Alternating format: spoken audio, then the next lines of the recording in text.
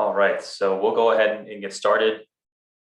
First of all, thanks for joining us tonight. And we hope to make this an informative session for you and keep it under an hour and to respect everybody's time this evening and make sure everybody gets in a good bedtime. I'm sure there are kids who are starting tomorrow, so I'm sure the parents need sleep as well ahead of that.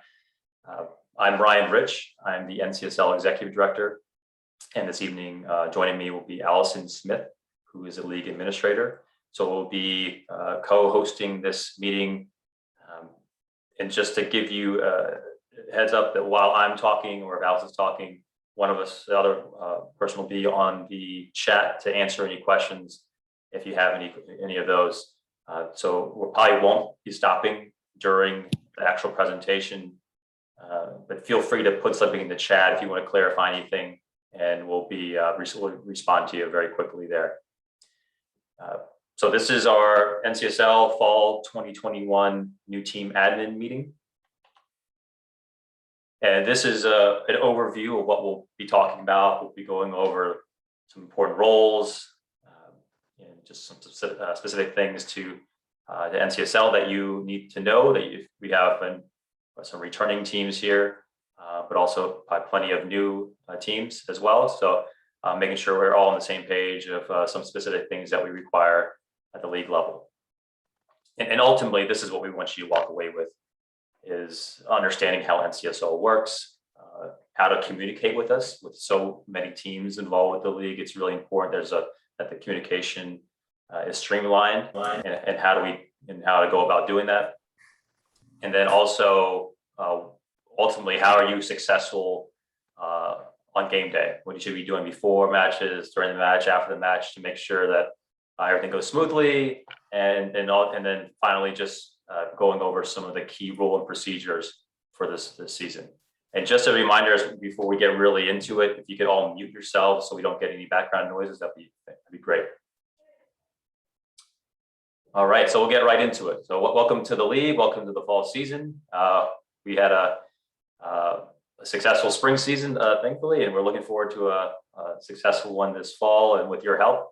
And that's a big part of it, is the team admins and the job that you do really makes this work, especially the last couple of seasons that we've had. I'd say it was a success in what we were able to do, and that goes to the clubs and ultimately down on the field with the team admin. So thank you first and foremost for that. If you're new to the league, this is NCSL at a glance here.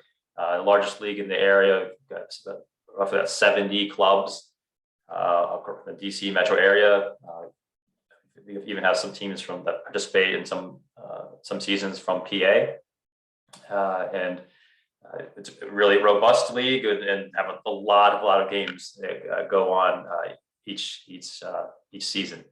So you understanding your role as a team admin and how to make things go smoothly for your team and to make it a great experience, it's really important. So this type of meeting is really geared towards making you successful here. And this is just a really broad overview. I'll go through it relatively quickly, but this, if you want to understand where NCSL, maybe your club or even your teams, where they are in the youth soccer pyramid. This briefly goes over that. At the very top, we have FIFA, which is the international governing body, and then U.S. Soccer is the governing body with the U.S. Soccer. And then underneath U.S. Soccer, we have different sanctioning bodies. We're under U.S. Youth Soccer. There's also another sanctioning body, U.S. Club Soccer. So it's but both bodies have their own pathways to the regional level, to the national level, national championships. And NCSL, we fit under the U.S. Soccer body there.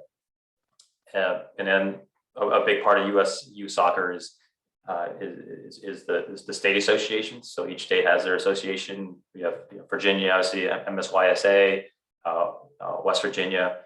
And those, as you've probably done already, or probably in the process right now is registering your team, registering your players, and that's where under USU Soccer, that's where you do it through the state associations. And so that's probably where now you're trying to formulate your roster, get all the player cards.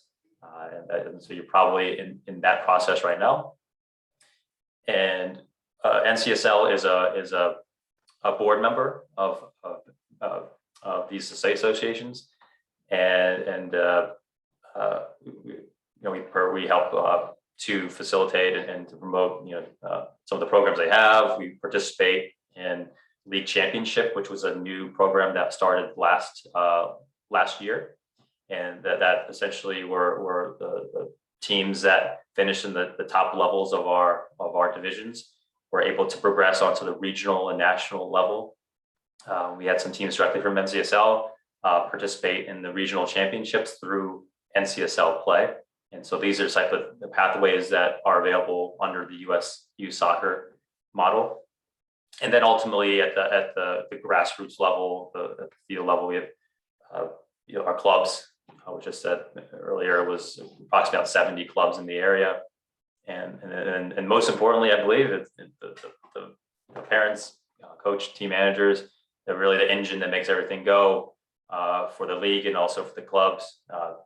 That's at the bottom, certainly not the least. I think the most important piece, in my opinion.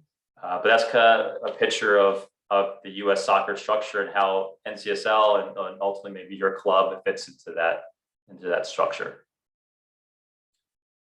So now we'll move on to the club representative role and the league administrator role, which Allison will take on here. Hi, everybody. Yes, my name is Allison Smith. I'm the administrator for NCSL. The club representative is your first and foremost connection between what you have going on with your team and your players and what's going on with the league.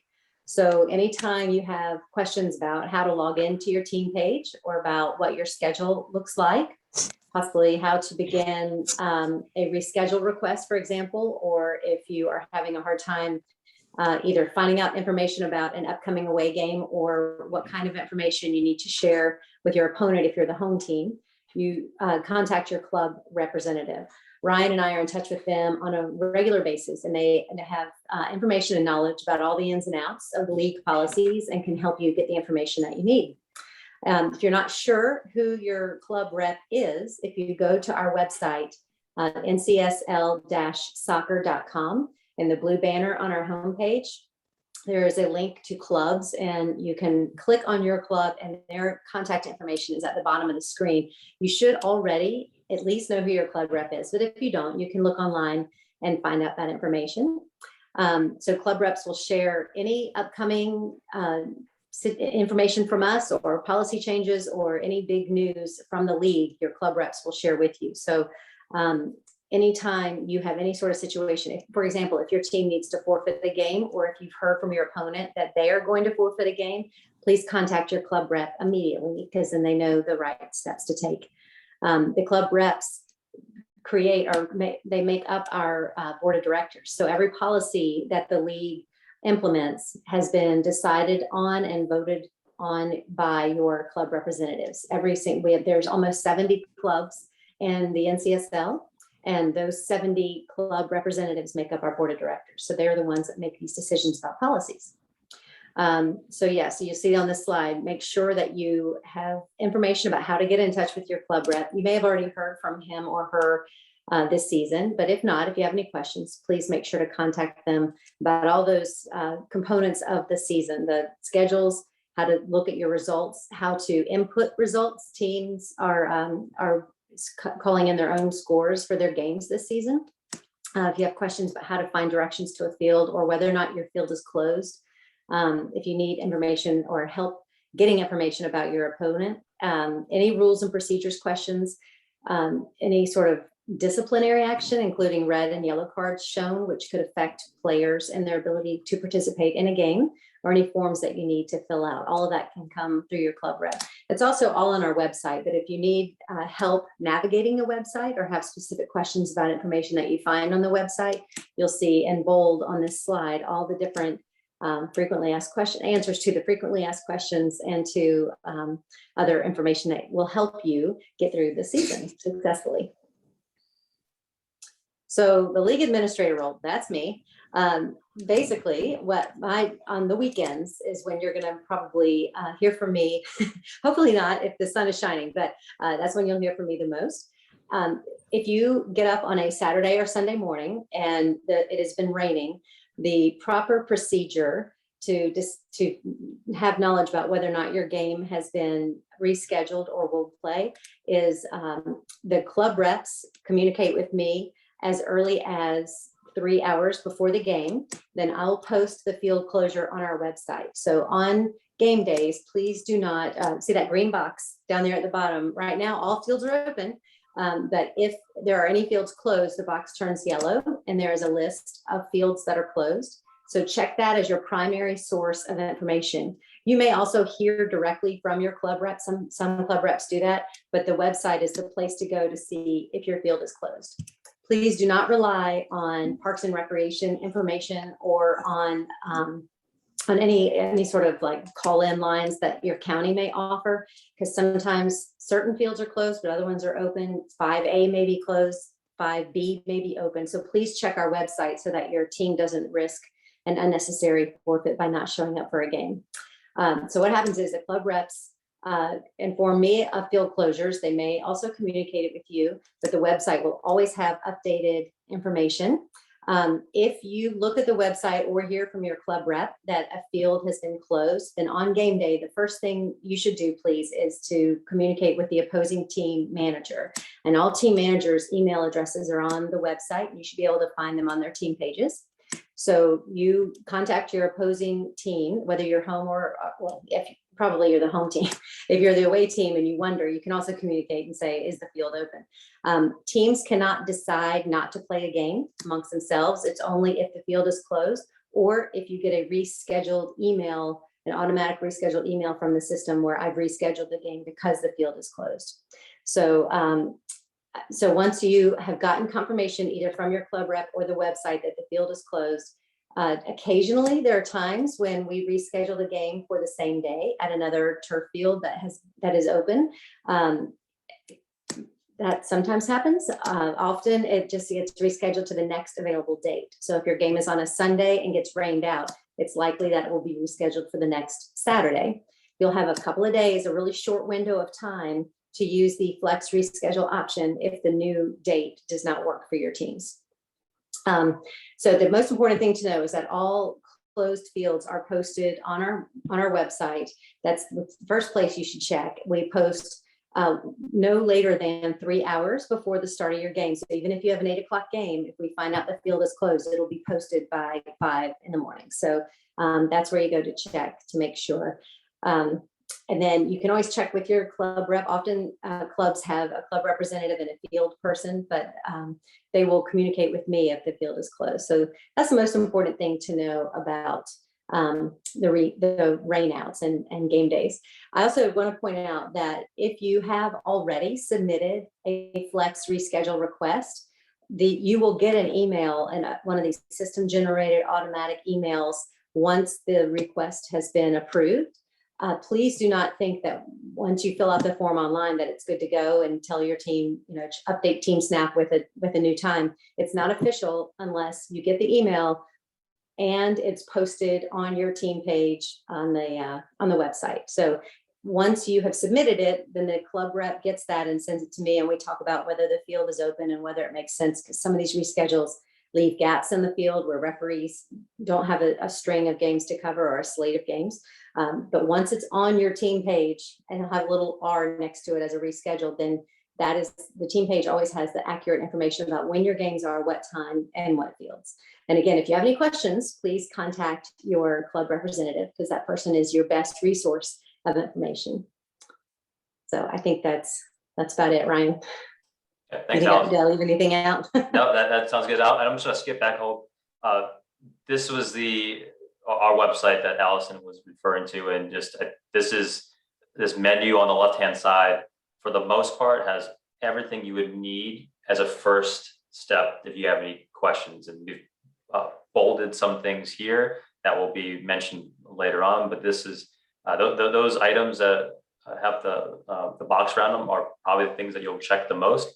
And as Allison was talking about the club representative, if you go to clubs at the very top in this blue ribbon here, if you hover over clubs and you go to club information and you'll see the list of all the clubs, and you click on your club and you scroll to the bottom, you'll see the club rep name, their contact information, in case you don't know who your club rep is at this point in time.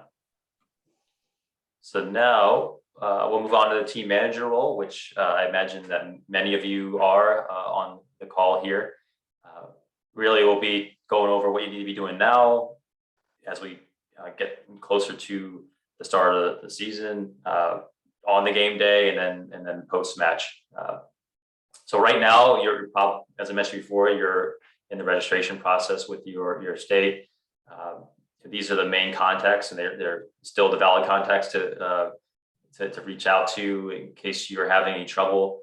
At this point in time, there tends to be a mad dash to get a lot of players registered, which can back up things. The situation you really don't want to get into is waiting until the Thursday or Friday before that opening weekend and trying to get the players registered. We have run into the past where players just aren't able to play the first game because they can't get a player card. I know the registrars really try to work hard and really work through the night leading up to the opening day, but try to avoid that situation by trying to get all your official rosters and player cards done now. If you're a U12 or older team, we do also ask that you go into the NCSL website and update your player roster with first name, last name, and jersey number. That's all we need because we keep track of red cards and yellow cards throughout the season, and that's how we keep track of anything, disciplinary points or any players that need to sit out games. So it's really important that you have that updated, and we have, if your list isn't updated, you'll most likely hear from us next Monday of a reminder of hey, this needs to be done, and also a link to how do you do this, which is how to update a team roster, which hopefully is pretty straightforward, but we need that done for U12 teams and above. And also obviously notifying your families about the schedule, and hopefully your club rep at this point in time has sent out an email of required sit outs. That list isn't very long, but any players that for example got a red card in the last game of the spring 2021 season have to sit out the first game of the fall 2021 season, and we have a list of those players that require sit out. That's also on our main page, so if you can check that, it's one of the bolded boxes there, and just look at that, see if any players match your team roster. Just you don't want to get a situation where a player plays and should have sat out, and now you're looking at additional sit outs for that player, potential forfeit of games. So it's a situation we don't want to get into. Again, this is some of that, our schedules and results. We actually have a team admin and referee cheat sheet, which you should definitely bookmark, because that really just the key things, your game day, what you need to know, that carry out sit out list. So checking that, see if any of your players are on there, and the frequently asked questions. And that's where those how-to links are. How to update a roster, how do I report a score? That's where you can find that. So even before you go to your club rep, try to click on these links first, and then if you have initial questions, then go to your club rep. But a lot of this can be answered in this menu here. Now we're leading up to the game. It's really important that you contact the other team, the opponent's team manager or coach, and letting them know about some of the logistics for the day, if they're match day arrival protocols of where they should park, where the bathrooms are. We actually have in that NCSL frequently asked questions page, a sample welcome email that you can just copy and paste and edit and really just duplicate for all your home games. So we asked the home team manager to reach out by midweek at the latest to update the opponent on important things they should know. At this point in time, we are returned the play guidelines that we had in place for the spring. We do not have them in place. And we actually, the end of the spring season, we didn't have them any longer, and just going to start the season as of now without any set return to play guidelines. If we do ask though that if the club does have specific match day guidelines or rival protocols, that we want the home team to communicate that, and that the away team to respect that, and to make it a smooth game day process. And please, when you're heading out, please make sure, and I'm sure clubs are communicated, to have like a binder, put your official state team roster in there with player passes, because at the games, referees will be required to check players that are on the roster and the player cards. So game day check-in is still a requirement, and they'll ask for a physical roster.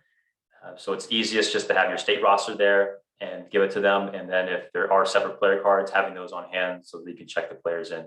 The same thing if you've got a club pass player, there's another player from a different team who's guest playing, making sure you have that they're written at the bottom of the roster, and also that you have their player pass as well.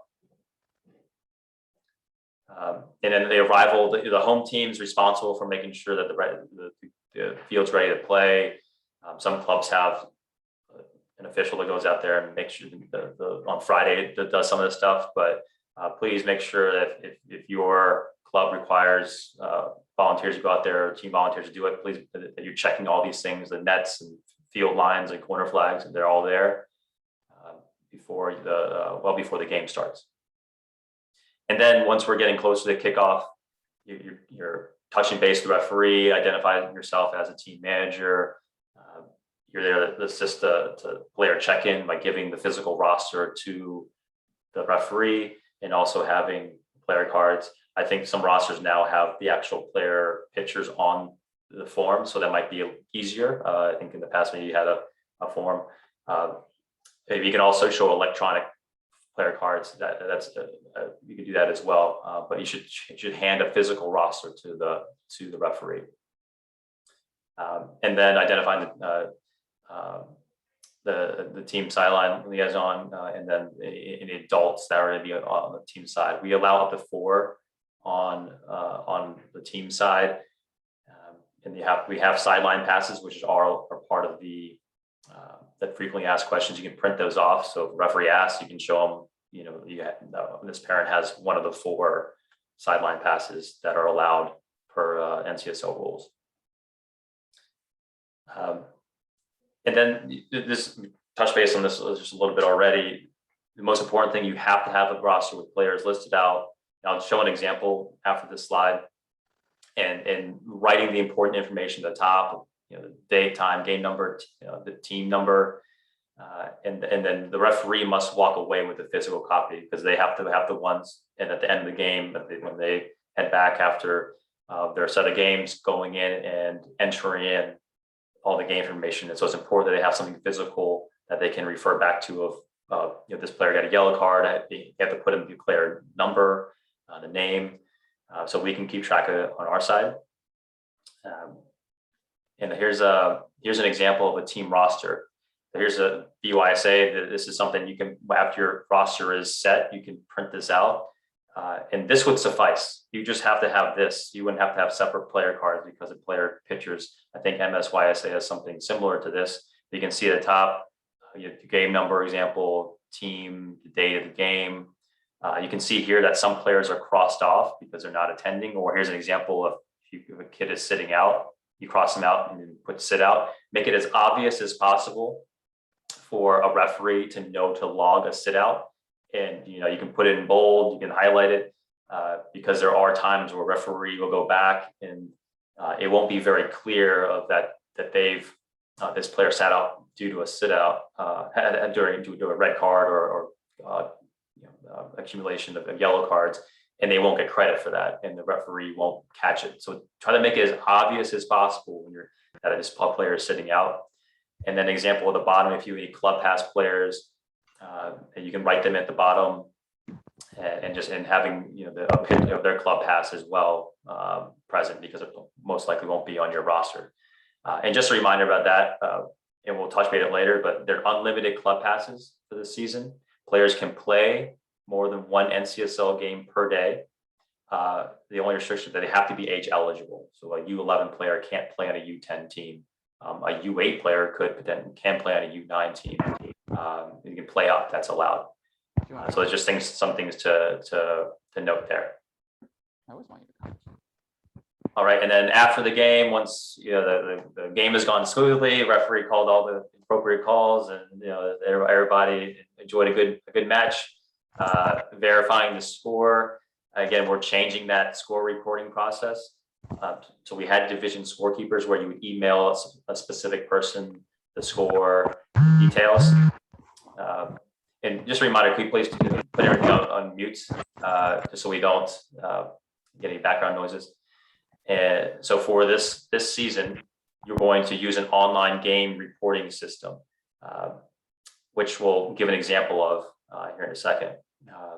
But it's an easy process. You just have to have the PIN number, which will give that to you, and it's pretty straightforward. You just need the basics: the game number, team numbers, a score, and it's pretty easy to get through. The important thing is if you're the winning team, you're the one who reports the score, and if there's a tie, that both teams report. That's the practice that we have.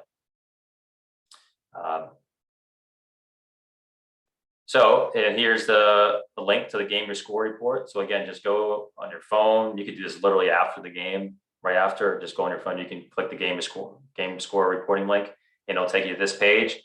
The PIN for this season is 3101. So you just need the PIN number, the game number, the team names, and the final score, and that's all you need. So you hit get started, enter the information in, and it can be done in 30 seconds after the game, and that's a pretty easy process there. So now going into some of the laws and procedures, there are some important things to know about some rule changes that were implemented for this season are carried over from the spring as well, and also just some things that are unique to NCSL. Just a very broad overview here. Just in U9, U10s, we very generally it's 77 games. We don't keep score. We generally try to balance the competitiveness with geography. So we're trying to get the best games possible that are going to be competitive, and making those games as close as possible. That's really the goal for U9, U10. Does it work out perfectly every time? No, but we do our best when the division structure and the schedules to make that happen. And the scores, we don't require scores for U9, U10, and if they get entered in, even if you do enter them there, they're not going to show publicly on the website. So we really want the U9, U10 to be less pressure. There's no incentive to go out and score a ton of goals, and because it's not going to be reported anywhere. We want these kids just to have fun and enjoy the game, these younger couples especially. We do have the build outlines, which is something that if you're new, it should not be new to most teams returning, but if you're a U9 team, this may be something that's may be new.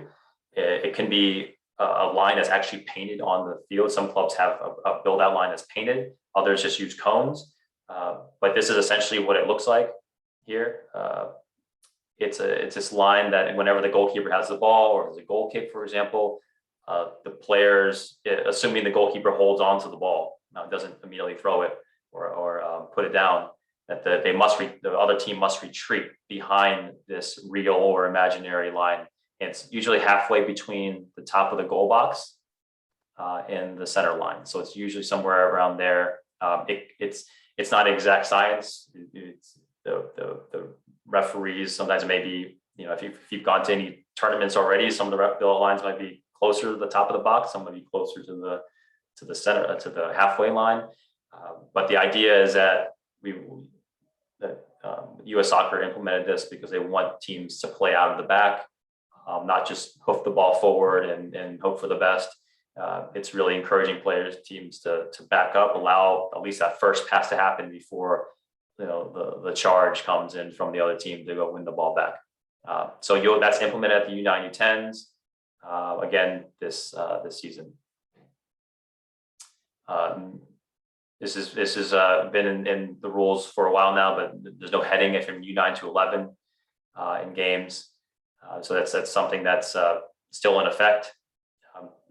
won't read the exact rules here, but just knowing that if that does occur, the referee will stop play, award a free kick or indirect kick to the other team if that happens.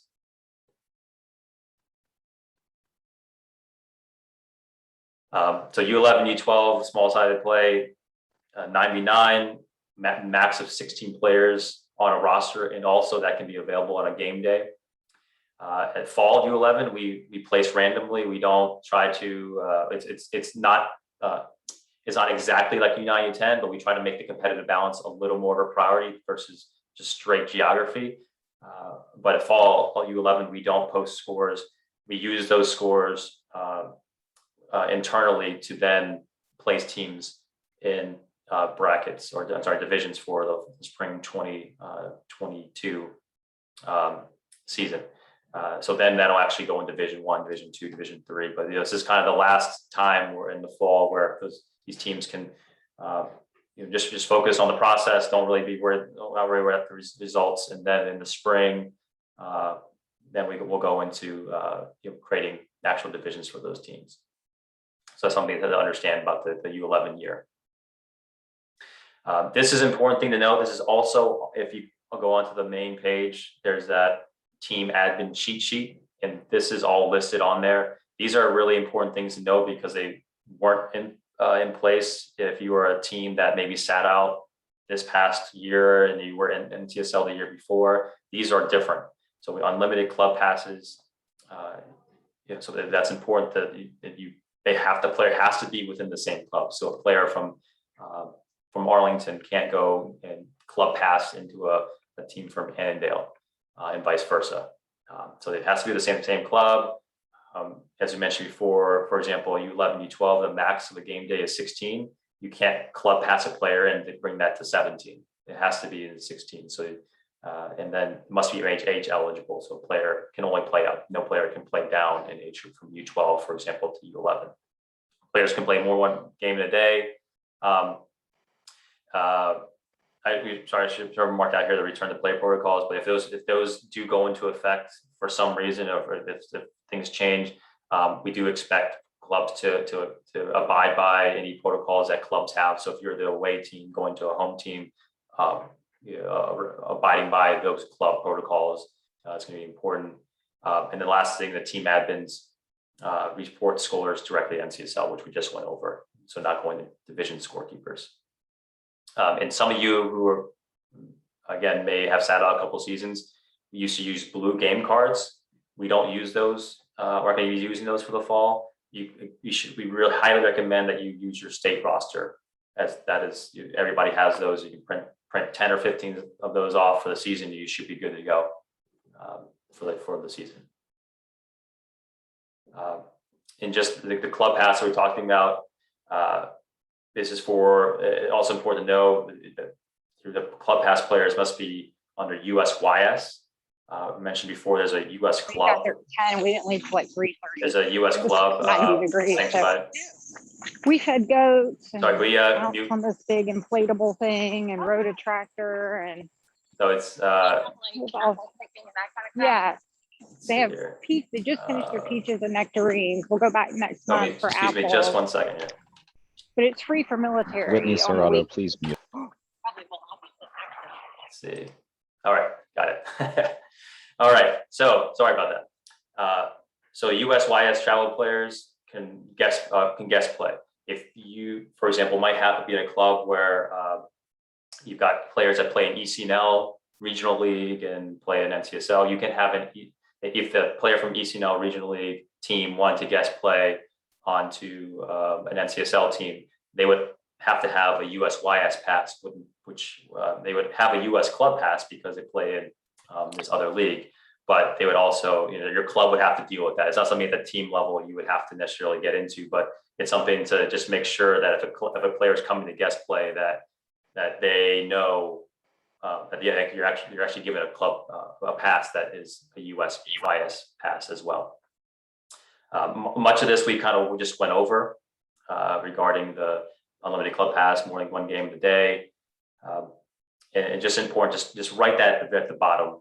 encompassed. It's simple as that. You have your roster, just write the players that are joining you for that game day, and that's it. The last thing to mention is that you've got a player that's a club pass playing onto your team. If they got a red card, or they, for example, on the other team, and they should be sitting out, they can't just go to your team and play a game. They have to sit out, do an official sit out before they can go guest playing at other teams.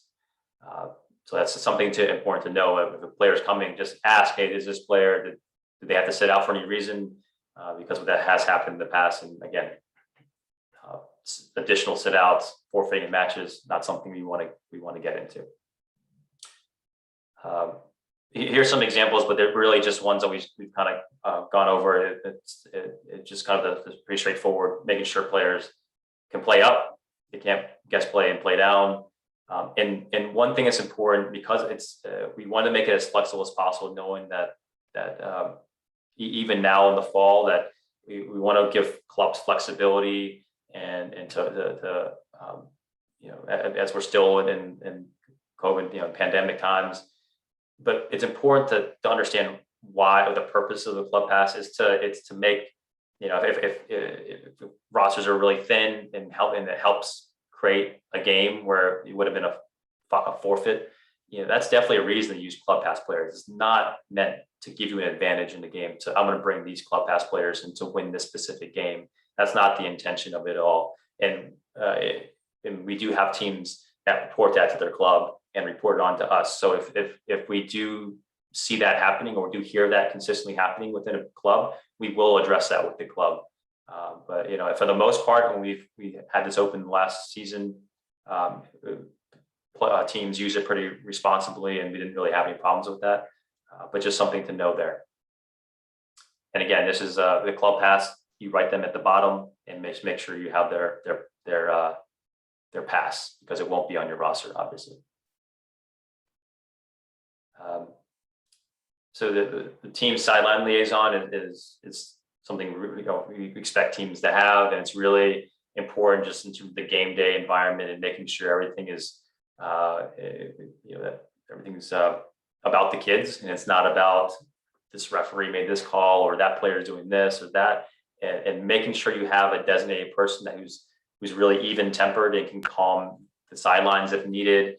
And it's really a person you should introduce to the referee ahead of the game, so they know if things get out of hand, they can go to that person who's really supposed to be the cooler head. And so that's someone strategically picking out who has a good demeanor, respect to the parents, who can really calm things down. That can make a big difference on the sideline, because as you can imagine, we hear all the stories from the weekend, and having that person in place and just having someone there, it's kind of their role. It can make a huge difference.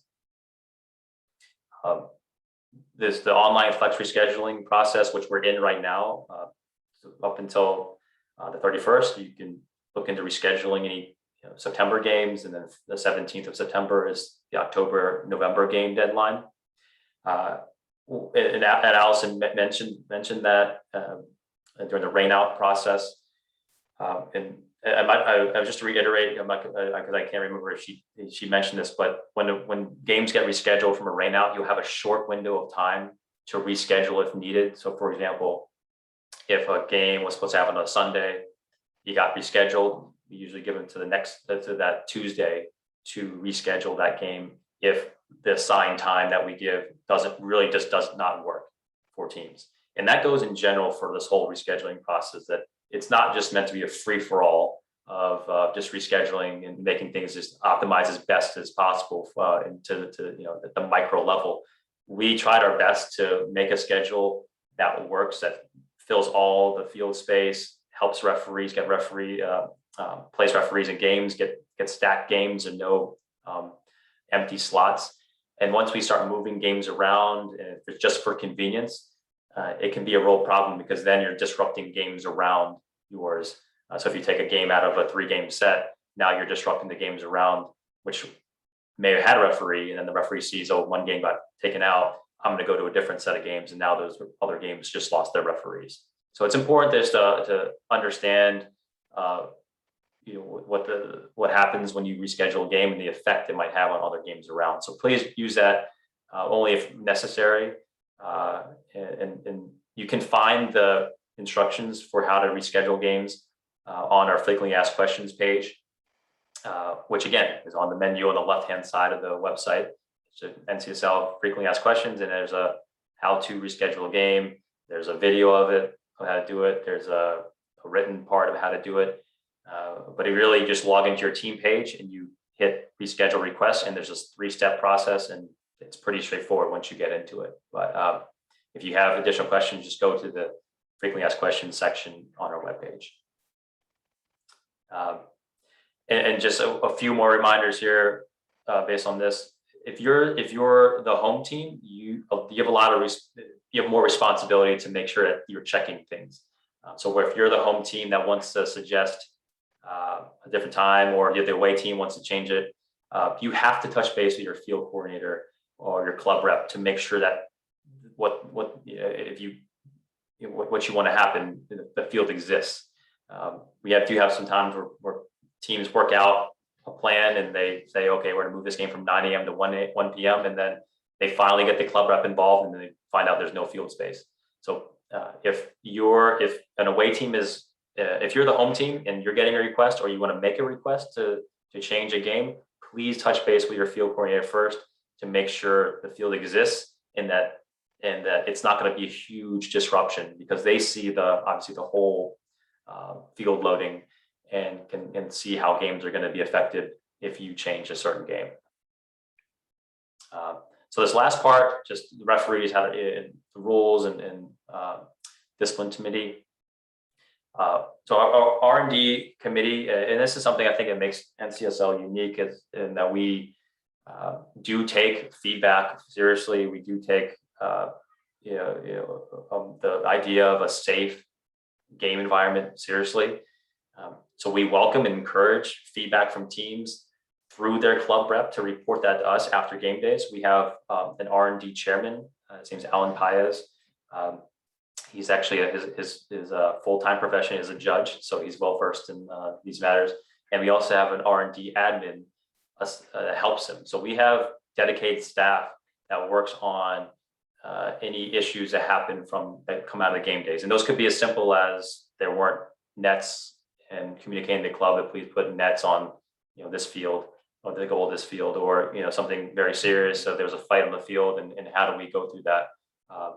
And so we want to be something where we address those issues and make sure that we are fair in our decisions, and making sure that clubs know that we take that very seriously, rather just being a free-for-all and you can do whatever you like and there are no consequences. And that's something that we don't want to encourage. So here's a list of things that the R&D committee they handle, the things that you hopefully don't interact with them the most, and it is the reviewing match complaints and determining appropriate actions. So we get feedback after a weekend. The R&D committee gets it.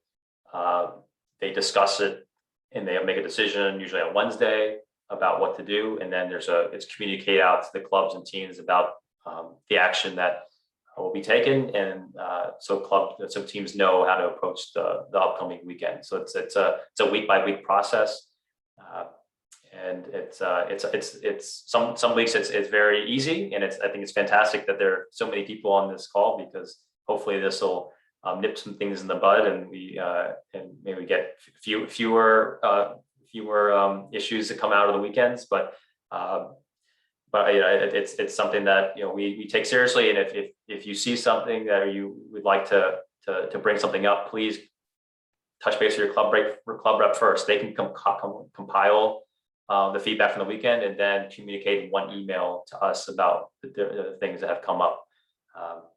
So it's just that's again going back to the communication procedure there. And it's important on you as a team admin to make sure you're keeping up with the cards. We do send a courtesy reminder out the weekend and before the weekend games of, hey, this player received a red card in the weekend before. Per our rules, they have to sit out next game. And so we'll send a reminder email just as a courtesy reminder to make sure it's on your radar. But really, it's up to the team admin to know how many cards a certain player has, or just how many cards a team has and who it's associated with. You can go to your team page, and one of the buttons is persons receiving cards, and they'll give you an up-to-date look at who has who's a red card, yellow cards, and accumulated points, which is also important to know, as we'll chat here in a second. So this can all, I'll explain a little bit of this, but just kind of wrap it up more broadly at the end of this. But there are points associated with cards. Yellow cards are 5 points, red cards 10 points, and you can kind of see how things are added up there. If you get a red card in the game, the player has to sit out, coach has to sit out the next game automatically. But if a coach or a player accumulates 20 points, they have to sit out another match.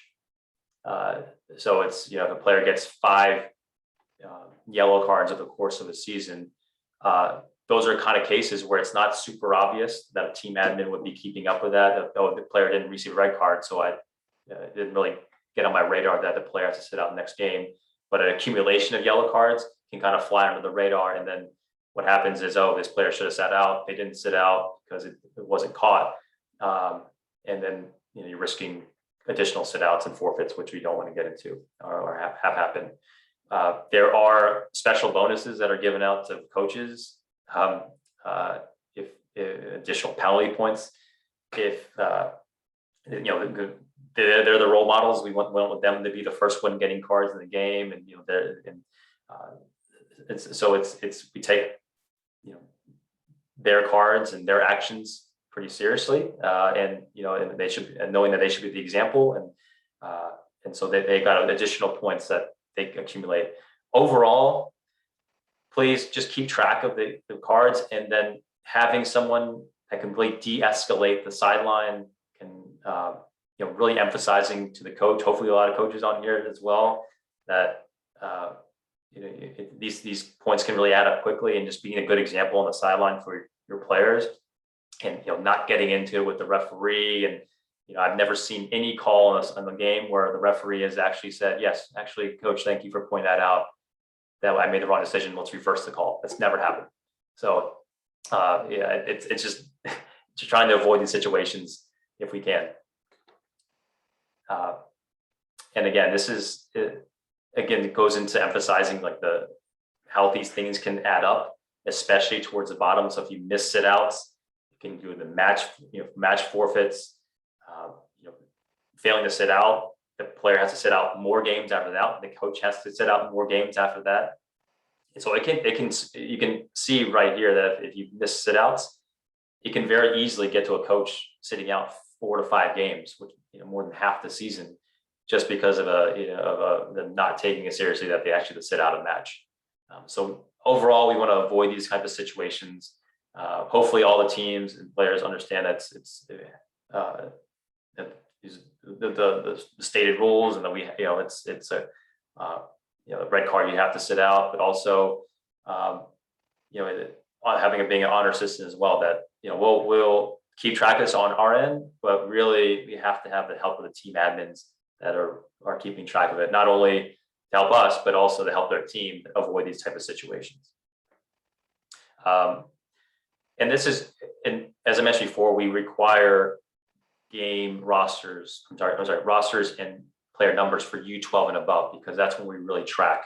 For U9 to 11 cards, we don't, if it's a red card, a player will sit out, and that's reported to us, and we'll do it. But we definitely need that for U12 and above, because that's when we really start tracking that. Kind of goes into this, emphasizing the responsibility of team admins here, keeping track. And now that if you have a player that needs to sit out, you have a coach that needs to sit out, we have a sit out form, which again is under the NCSL frequently asked questions menu. It's just a form that's a fillable PDF. You just fill it out, print it out, bring it to the game. You let the referee know, hopefully by making it very obvious in the roster, this player sitting out, put in bold letters, sit out. And then what's very important is that the opponent team admin or coach has to sign that form as well. So what inevitably happens during the season is that we have a team that needs players to sit out. The coach, or the team admin will say, okay, oh yeah, I'll send the team form this morning, and they'll send it in, but it's just their signature. So they just basically filled it out Monday morning, and then thinking that would suffice. But we need verification by the other team that this player sat out, so we need their signature. So you have to actually bring it to the game, sign it, have them sign it, and then email the form. So this is what the form looks like. You find it under NCSL frequently asked questions. Click that link. There's a link to the sit out form, and this is it right here. You just fill out the information, and this part at the bottom is really important. We have, most of the time we receive forms that all this is filled out. We have this team manager, sit out team manager, name and signature, but nothing from the opponent. And then we have to go back and say, hey, nothing was signed here. And then we're just relying on, hey, can you just email the other team manager to hopefully remember that you talked to him about this. And if they can't, then we're not really sure exactly handle it. We might have to go to the referee, and if they can't confirm it, then it's really difficult for us to say, hey, this player actually sat out. So just knowing that in advance, and then all around the edge here, it shows you where to email it. So you can take a picture from your phone of this after it's complete, and just email it from right after the game, if you like, just to get it, just get it handled. So email it to rdchairman@ncsl-soccer.com. And just wrapping up here, being good models to players in the field. Again, nothing's been. I haven't seen any referee reverse calls because someone's yelled at them. If anything, it's going to make them more hardened in their decision of like, this is, yes, I made the right call, and I'm going to stick with it. So that yelling during the games, or even confronting the referee after the game, please do not do that. Please work to de-escalate the situation, and please go to your club to address it with the league. Again, going to your club rep and then to the league, because what ends up happening a lot of times is that these players these team admins, players, coaches will go to the referee and after the game and make things worse, and then that doesn't help your cause if you want to report something later. Now you got a referee report saying, the team admin, the parents all attacked me after the game, followed me to the parking lot and threatened me. It's not a good look. It doesn't help your cause. It's going to make us at the league not be able to see how you are right in the situation, that's the manner you approach it. So just please follow that procedure. If leave the field, talk to your club rep immediately after the game, give all the information to them, then they can contact us, and then we'll go from there. If a referee doesn't show up at the game, you have some different options. The younger age groups, the U9, U10, we really encourage us teams to play. If you have a volunteer, if both teams agree to do that. Although, the younger age group, we just really encourage that. If you get the older age groups, the U11 and above, both teams must agree to a volunteer official if a referee doesn't show up. If one team agrees and the other team doesn't agree, it automatically gets rescheduled. So really, it must be both teams in agreement there. And if you do go ahead with the game, the opponents have to sign the other team's roster as a way to kind of know, hey, this is before the game started. We agreed that this game would be refereed by a volunteer, and this game would count. We do have times where a volunteer referee will be agreed upon for both teams before the game, and then the one team's not happy and they'll say, actually, we never agreed to this.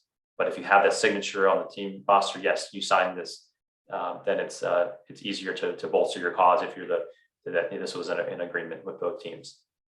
And then if one team doesn't agree, we'll reschedule it, similar to a rainout, and then teams have a brief window to reschedule if they need to. And really wrapping up here. Before the season, you're updating your team page if you're 12 or older team. Make sure your contact information is correct, because if teams want to contact you about rescheduling a game, whatever's in their if your email is wrong, you may not be getting those reschedule requests. And just do a quick search on the sit out owed list. It's only about 6 or 7 players and coaches on there, so it should be pretty easy to look. And just make sure that you don't have any players, or if you do, that you make sure that you have the sit out form ready to go for the first game of the season. And during the season, tracking points. And we do send a courtesy email midweek to make sure you have players going to sit out in the next game and reminding you of that. But just keeping track of that, you don't want to be caught off guard there. And again, this is when you're updating any information on the end, your roster button on team page, contacts. Again, persons receiving cards. That's where you can check the accumulated cards throughout the season. A reminder of the reschedule request form. So a lot can be done from the team page here. And just again, going full circle here, pointing you to the NCSL website that has a lot of the resources you need before you even go to your club rep. We've updated this here with all the information you're going to need. And what I would do is, especially for this fall 2021 team admin cheat sheet, go on there and print out that. It's a link that you can access from the field, but maybe putting that in your binder. If someone questions something, oh, how long are the halves, or how many referees should be at this game, or oh, hey, actually we don't need to check in. Well, you can go back and say actually check-in is required. And so it gives just the quick hitters of things you need to know on game day. So having this NCSL site and just going, if you have any questions, going there first is a good best practice. So that's kind of in a nutshell here. I know I think we wrapped up just below an hour, was our goal, but I know I've been seeing that there are things been going through the chat for Q&A, which will continue to stay on here and answer those questions if we need to. But if you are here, you have any other questions, or we're going to send out the video to this tomorrow. If you go over that and you still have questions, we're going to host another session on September 2nd over Zoom. And your club rep has that information, so you can reach out to them. And that's really going to be a Q&A session. So we're not going to do this presentation over again. We'll expect that people have already attended this session or have watched the video and are just coming to clarify a few things. So we'll host that on September 2nd.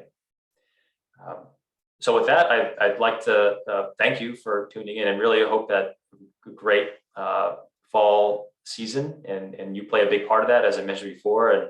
And really, if you have any questions at all, please don't hesitate to stay on here, ask as many questions as you need. And then if you have anything further, feel free to attend this Q&A session on September 2nd, so we can make sure you're as confident and as knowledgeable as possible going into the fall season. So thank you for attending. We'll stay on here for a few more minutes, but I hope you have a good night. Thank you.